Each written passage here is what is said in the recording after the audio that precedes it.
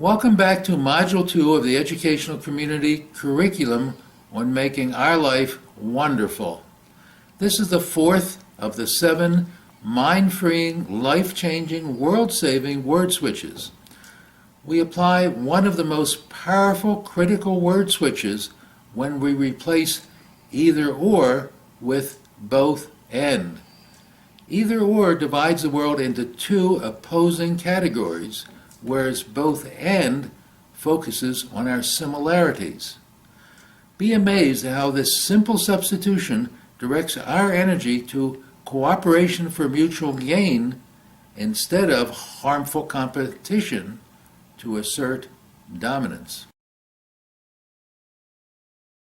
I consider today's Stren not only the most important wisdom of the 7 mind-freeing, life-changing, world-saving word switches, it is the most important of all word switches. Recall that word switches selectively replace established action patterns that are no longer effective or have become dangerous. Word switches inspire us to apply current knowledge and common sense wisdom to create more effective solutions to today's problems. The actual task is quite easy.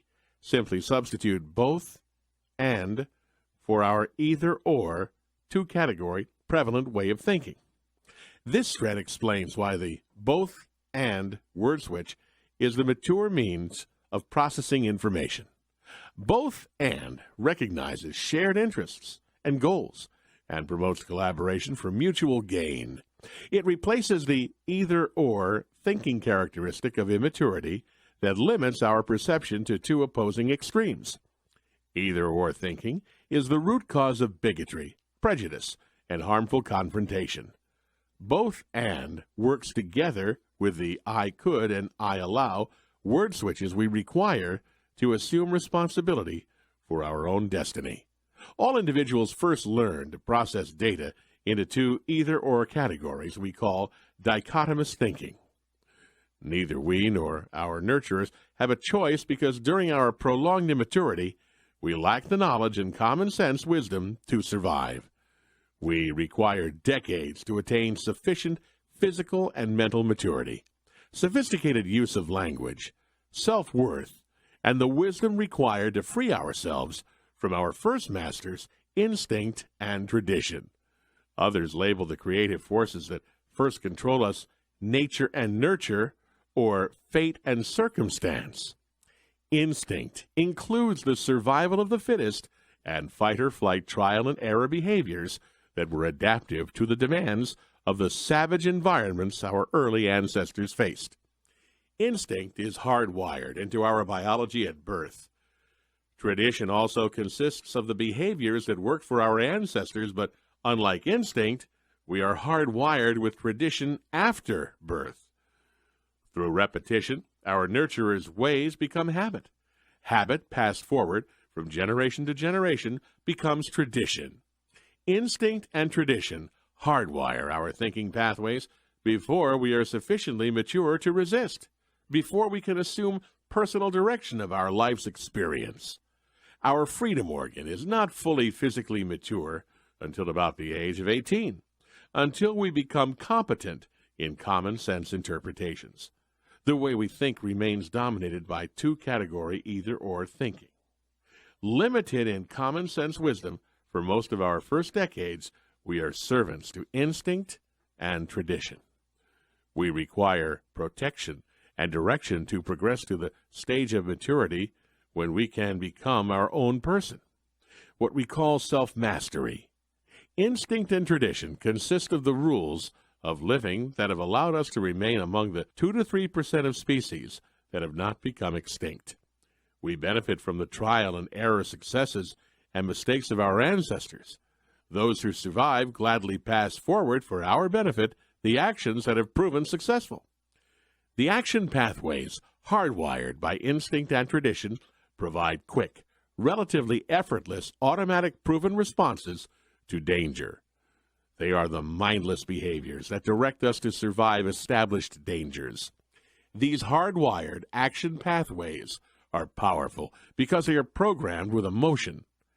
Let's keep in mind the fatal shortcoming of the action patterns we passively acquire from the first masters of our thinking. Instinct and tradition direct us to effectively manage yesterday's issues using yesterday's level of knowledge, but yesterday's solutions may no longer work for today's problems.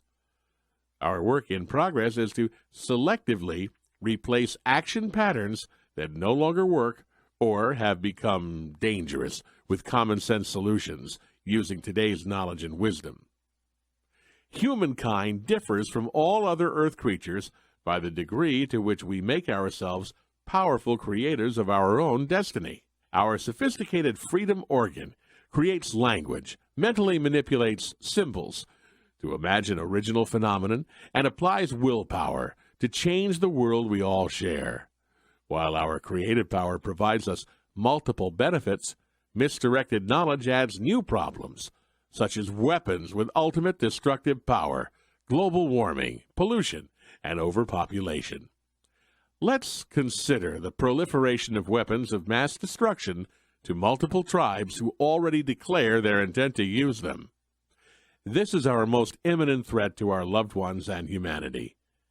Either-or thinking divides the world's tribes into opposing forces, each with a mission to dominate the non-members who also have or will soon have the power of ultimate destructive weapons. Instinct survival of the fittest, and fight-or-flight perspective and tradition's repeated use of force through intimidation and war are more likely to result in destruction of the fittest instead of survival of the fittest. When we put the test of common sense to the hardwired solutions, instinct and tradition apply to new problems, we recognize their transparent foolishness. Einstein told us the one most certain way to prevent catastrophe, the unleashed power of the atom, has changed everything except our modes of thinking. A new type of thinking is essential if mankind is to survive and move to higher levels. The newer way of thinking, unlike instinct and tradition, requires actively teaching ourselves to apply universal common sense wisdom to new knowledge to solve new problems. The first and most important step is substituting mature both and processing of information for our established either-or thinking. Our work in progress is to make common sense thinking common.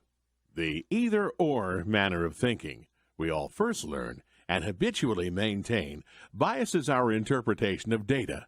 It limits us to two conflicting categories: either good or evil, us or them, safe or dangerous, right or wrong, okay or not okay, win or lose, on and on.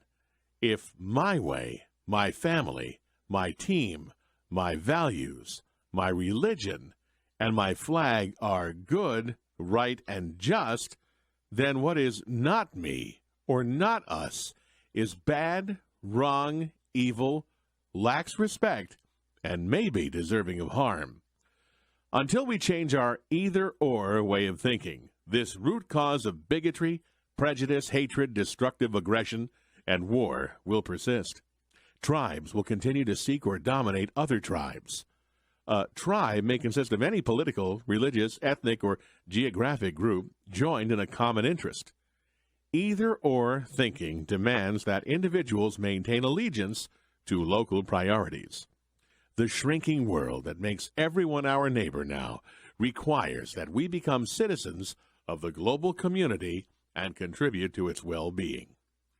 Both and thinking, by switching or to and, recognizes the positives and the negatives of each alternative choice, both right and wrong, good and bad, mine and yours, and the shared interests of us and them. Both and thinking focuses on our similarities and the power of collaboration. It promotes tolerance and common sense problem solving. It recognizes values and the pluses and minuses of each alternative. The persistence of the either-or way of thinking that we all learned during our immature years creates this dangerous creed that threatens our survival. My tribe's way is right. Any non-subscriber is inferior, is deserving of punishment, even murder, unless they become a member of my tribe. Given the present proliferation of our weapons of ultimate destruction, this outdated belief is leading to our self-annihilation. It threatens our loved ones and all of humanity. Our generation has already created sufficient nuclear destructive power to end humanity 10 times over, has put this power on 24/7 ready, release status, and has installed triggers that allow the word of one person or a mechanical error to release its fury by a single act. On an individual rather than a tribal basis, immature either-or thinking leads to the conclusion, my needs are important, others are not. Our innate drive for dominance and physical power is modified in contemporary society to include insatiable pursuit of the symbols of power and dominance. These include money, status, immortality, and rightness.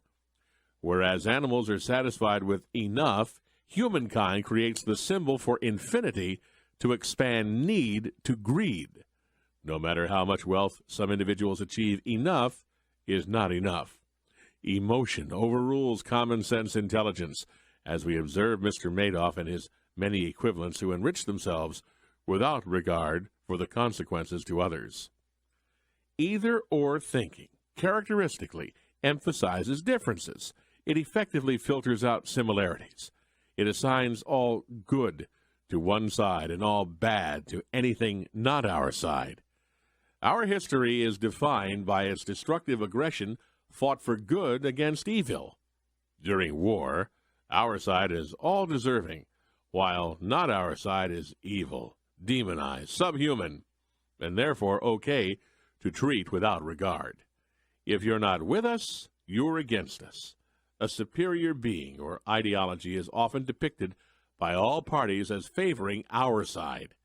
Religions engage in harmful conflict on the basis of either-or thinking, even though the areas of agreement are huge and areas of disagreement are so limited. Either-or thinking supports harmful ongoing confrontation, even within the same religion. Ditto for ideologies such as a democracy, socialism, and communism. For example, we now witness Democrats and Republicans automatically opposed, irrespective of the merits of any issue. The ubiquitous conflict we see among tribes of every sort is easily explained as the outcome of remaining stuck in either-or dichotomous thinking. The most certain way to elevate ourselves, to become humane individuals, is to unite, to popularize a newer way of thinking.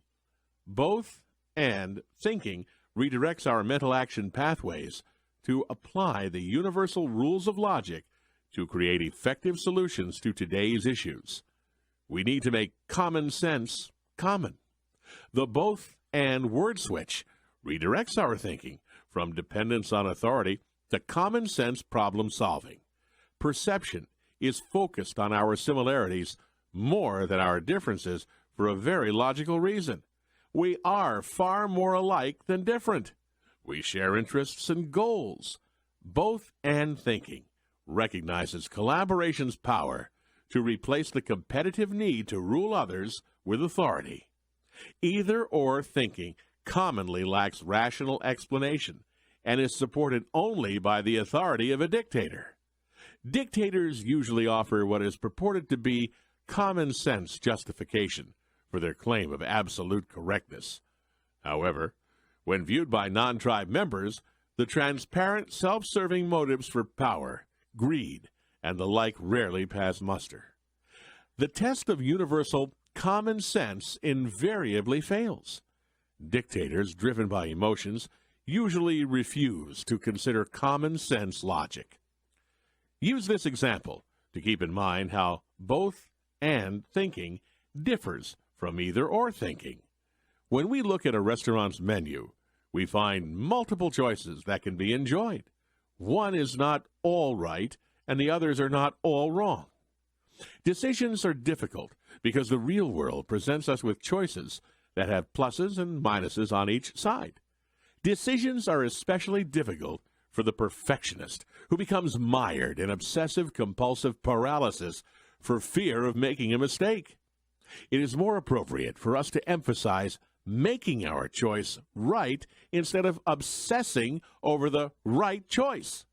The great attraction of immaturity and the either-or thinking of human dictators is that life's challenges are relatively effortless and stressless when the right choice has been clearly defined.